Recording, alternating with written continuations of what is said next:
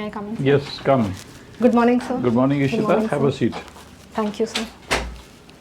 Ishita, you studied in the famous SRCC, huh? Yes, sir. When did it open its doors to ladies?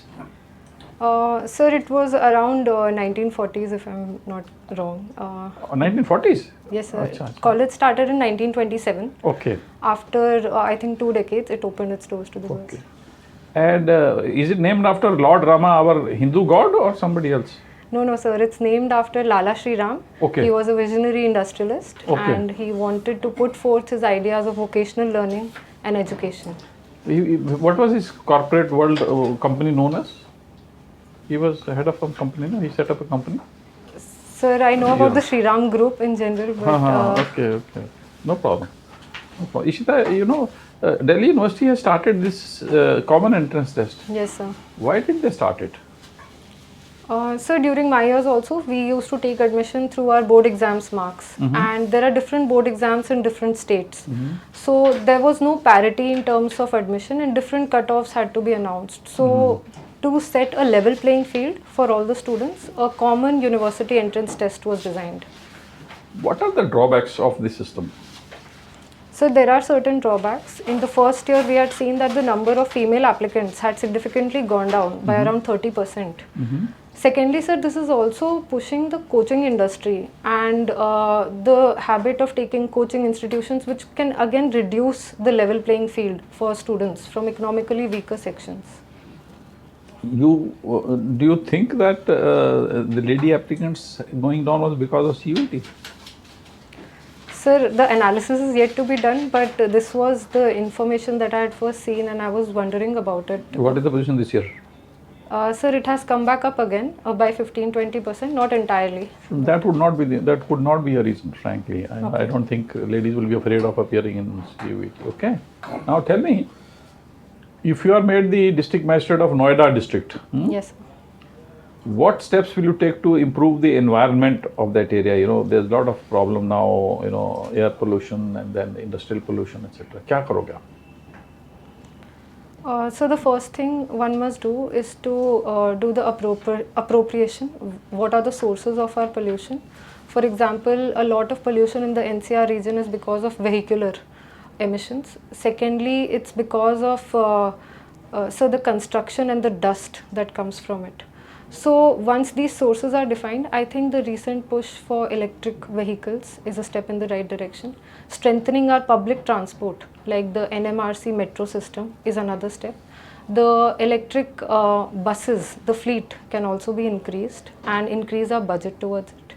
And so apart from that, for construction dust, I think spraying waters and settling the dust time to time is important. What will you do with solid waste management? So solid waste management is also a pertinent issue, and I think that firstly a proper systematic collection from door to door should be done, and awareness amongst the residents can go a long way in this. Secondly, sir, we need to have defined areas where such solid waste is being dumped and how much of it is being reused or sir, it is used for renewable energy, biomass incineration. So that can also be done, waste to energy plants. Now, you know, we keep on hearing a lot of crime going on in Western UP, especially, you know, Ghaziabad, Noida area. Yes, sir. So as an SP of the district, what will you do to ensure at least the ladies feel safe? Yes, sir. Crime against women is a problem in the NCR region. And I think, sir, creating a safe environment, a safe public sphere is very important. Increasing the patrolling vehicles and increasing the lighting of the streets at night can make these streets accessible for the women. Secondly, sir, behavioral campaigns should also be there, wherein people are more mindful and more helpful towards any such incidents, towards the reporting of such incidents. So I think this can create a safe environment for them. Now, you know, we keep on hearing a lot of these cases of dogs biting people, killing children, etc., Yes, etc. So, you think this is a very, healthy trend, or it needs to be, stopped immediately? Sir, many incidents have come up in the recent time where people are mauled to death by stray dogs. Sir, I think it goes both ways. Firstly, the area for these stray animals is also being limited as residential complexes and societies are being expanded. So, there should be firstly the habit of coexistence also in human beings, that we don't have to exclude them so much or torture them. And secondly, sir, vaccination drives for these animals to reduce any possibilities of rabies can also be done at a social level. And thirdly, sir, in areas where it is an actual menace, those areas and hotspots should be identified, and stray shelters, and they should be the dogs should be safely transported to these shelters. One of the steps you suggested for reducing the pollution is to introduce electric vehicles. Yes, sir. Does the government have a policy on electric vehicles? Yes, sir, there is an electric vehicle policy, and even Uttar Pradesh has a policy to promote electric vehicles. What are the highlights of that policy, UP as well as Government of India? So firstly, there are certain incentives and benefits that are financial, for example, in terms of taxations. So I'm not sure exactly which taxation. Secondly, sir, the charging infrastructure is also being expanded very fast. In Noida itself, we have now 6 charging stations for electric vehicles. Is there any target given by the government? What is the target? Sir, I think it is 30% by 2030. You're talking of UP or Government of India? Sir, India. Okay. Now, how does electric vehicle reduce the pollution? So the pollution primary source is particulate matter, and that would be reduced in electric vehicles because the energy is stored in these lithium ion batteries, and the PM pollution is reduced. But we also need to ensure that the electricity being supplied to these vehicles are from renewable resources and not from our regular thermal power plants. Why? So to ensure that the entire supply chain and entire line is renewable and green, and this can help in sustainability in the long run. Thank you. Thank you, sir. Uttar Pradesh has organized Global Investment Summit. Yes, sir. What is the gain of Uttar Pradesh from that summit, and what is the gain of Gautam Budh Nagar? So the recent GIS summit was a grand success for Uttar Pradesh because for the first time a state in India has attracted MOUs worth of 35 lakh crores and interests globally across nations. Sir, in Western Uttar Pradesh, Please continue. Sir, in Western Uttar Pradesh, higher MOUs are received, especially for the NCR region in the IT sector, ITES sector, and I am asking specific what amount of the proposal came for Gautam Budh Nagar, which sector, and how much employment will be created? so more than 10% of the entire amount has come for Gautam Budh Nagar. 10% could be 90, more than 10 could be 99% also. Yes, sir. So I'll read about it. Suppose you have been selected in IAS Yes, sir. and got Uttar Pradesh cadre your first choice, Yes, sir. and posted as in CM Secretariat as a nodal officer for ensuring that this investment should materialize. Okay, sir. What you do? So step 1 is to identify and segregate the strategic public sector units and the non-strategic public sector units. And step 2 would be segregate profit making and loss making PSUs. So in the loss making we can start interaction with the industry and put out proposals. I am asking with respect to the Global Investment Summit, the proposals which has come signed Yes, sir. should come and materialize. Government of Uttar Pradesh wants that all proposals which has been signed during the Global Investment Summit should actually materialize. So for that, what did you do? So now that the MOUs have been signed, it is very important to follow up with these industries. Uttar Pradesh has come up with a Nivesh Mitra online portal and investor management portal where they are constantly engaging with these investors and following up on these deals. What is convergence among the Union budget and Uttar Pradesh budget? So this year the major convergence has been in terms of capital expenditure. Very good. So the union budget has also pushed for a Right. This historic. is one item. What next? So for the industries also there is a push for industrial growth in India as well as Uttar Pradesh. Right. What next? And so electric vehicles, a sustainable budget is there for both India and Uttar Pradesh. What is your view about women empowerment? And what are the provisions made in union budget for this? So women empowerment is would be very important. Firstly, sir, India does what is called the gender budgeting. We take out the percentage of schemes that are allocated towards women. Secondly, sir, a lot of government schemes like PM Awas or MG Narega, they all have a strong women component, and they are kept at the center of these policies. So, but at the economic level, I feel the budget could have done more about the female labor force participation rate and encouraging them. Okay. IPCC has come out with synthesis report on Yes, sir. 20th March. In view of that report, what India should do? So the synthesis report firstly has given scientific evidence for climate change happening, and India should take in these recommendations and streamline its policies as it is already doing. Firstly, sir, our Panchamrit promises at the UN COP26 at Glasgow should be sped up, and India should be on track to achieve a net zero by 2070. So you mean to say that if we are able to achieve Panchamrit, that is good enough for the emerging challenges of climate change? So the per capita emissions of India are much less than the West, I'm and asking in particularly in context of the synthesis report. yes, sir. Synthesis report has said something for India, Yes, sir. something globally. You mean to say that Panchamrit is good enough for us?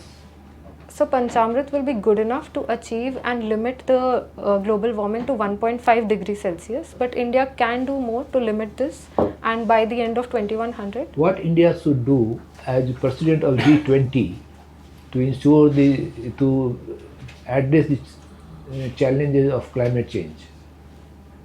So at G20, India has put forth the voice of the Global South. Firstly, sir, ensuring that climate finance is there for countries of Global South so that they can transition. And countries like India have to double leapfrog in terms of sustainable energy. Secondly, sir, India has also put forth the point of common but differentiated responsibility of the Global North and the Global South. India, foreign trade policy has been announced for Yes, sir. 2023. What is your analysis of the policy? Sir, I think the policy is a step in the right direction because firstly it announces that our target of increasing our trade is 2 trillion by 2030. I think this is an ambitious and good target. Secondly, sir, India is also pushing for rupee trade at the international level and the strengthening of rupee. Thank you. Thank you, sir. What is the meaning of Ishita? Sir, Ishita is another name for goddess Durga. And how many forms of goddess Durga? Sir, I know that there are 51 Shakti Peeths, but she has a lot of avatars, and I think the 8 Now, what is the story of this Navratra? Sir, Every day has a name. yes, sir. Okay, Sir, you I get read it. about Okay, okay. नहीं, सब में माँ के नाम है ना, पहला जी, दूसरा जी. तीसरा Yes, sir, yes, कुष्मांडा ये okay PSIR. Yes, sir. Why do you like PSIR? Sir, firstly, I think the subject. No, you like PS more or IR more or both? Sir, I think political science gives me a good foundation to analyze and understand IR better. No, that is an intellectual answer. I asked for the what your heart wants. Which one more? Sir, I've always liked international relations. Very good, very good. So let's talk about IR. Okay, sir. Okay. You see, in the last 50-60 years, geopolitical situation has undergone a massive change all over the world, including India. Yes, sir. So, where we stand today, India, okay, vis-a-vis China and other countries. So, what do you think the policy we are following in relation to China and also with other countries of the world? Is it okay looking to the future or it requires changes? Sir, I'm quite content with the existing foreign policy. You are? Content with the existing foreign policy because it has been asserting India's identity and it is at the confluence of our ideals as well as our national interests. So at the international level, in the last few years, India has really increased. Yes, sir. We have asserted our identity Yes, sir. through the vocal cord. Yes, sir. More, okay? What has China has done? China has done asserted its authority by hands. Yes, sir. So between the two, which one is more effective? Vocal cord or hands? So hard power is always more important and soft power of any country is determined by the power it is backed by, the military power, the economic power of the country. But in So the soft power, that is India you are referring to, yes, sir. is it backed by enough financial and the military hardware and power to counterbalance China? Do you think so? So I don't think it is one-to-one right now, but India is increasing its economic might. We are now the 5th largest economy. They are 18 billion. Yes, You sir. are 3.5 billion. Yes, sir. So it's like journey to moon. Yes, sir. We don't know. And they are already laid to Arunachal Pradesh. Yes, sir. Fortress has been built. Yes, sir. Past tense. And journey to moon. Yes, sir. More needs to be done. So battles are not fought on moon. They are Yes, sir. fought on ground. Yes, sir. So what should be done? So first is the economic power and the military power of our country in terms of our No, what is our military power?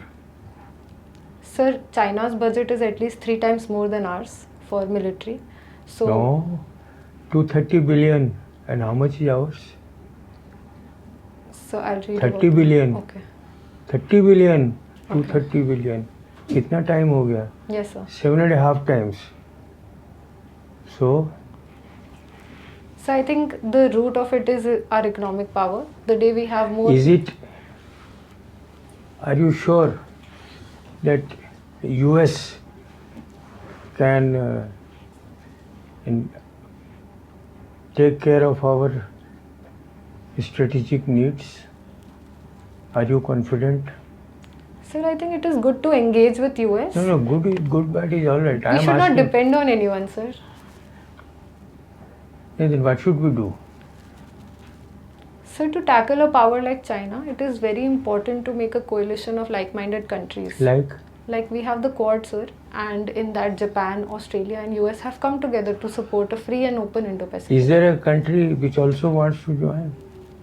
Sir, I think it is France that wants to join. No? So I'll read about France is in Europe, Quad is in Asia, South Korea. it. Okay. But US doesn't want. Why? Sir, I'll read about it. All right, हो गया. Right. Ishita, you are from the prestigious college of Delhi University. Yes, sir. At the same time, you are also from Bihar, Patna. Yes, sir. Can you name very eminent economist from Bihar? Very famous, world class. He's no more, but the name is very high. Well, can you? So I've read his book. So I'm not able to recall the name right now. No issue. Professor Gorakhnath. Yes. Ishita, when we see the political economy Yes, sir. and the economic world order, in the coming years and decades, where do you see India in the ladder of hierarchy in economic world order, current and maybe after 2047? So recently India has surpassed UK to become the 5th largest economy in the world. And but another important factor that we must consider is our per capita income and our standard of living. So we really need to increase our GDP up to its potential by expanding the manufacturing sector. So by 2047, I hope that all these schemes that are there to make in India, to assemble in India, and to produce more in India can bring more jobs and increase India's strength and salience at the international level. That is true. Ishita, means sometimes bad politics lead to the bad economics. Yes, sir. And that is what, can you identify any of the bad decision which India has taken in the last few years in terms of economic issues? Can you identify the government of India decision was not so good in terms of economic? There is none. So can I take a moment, please? Please.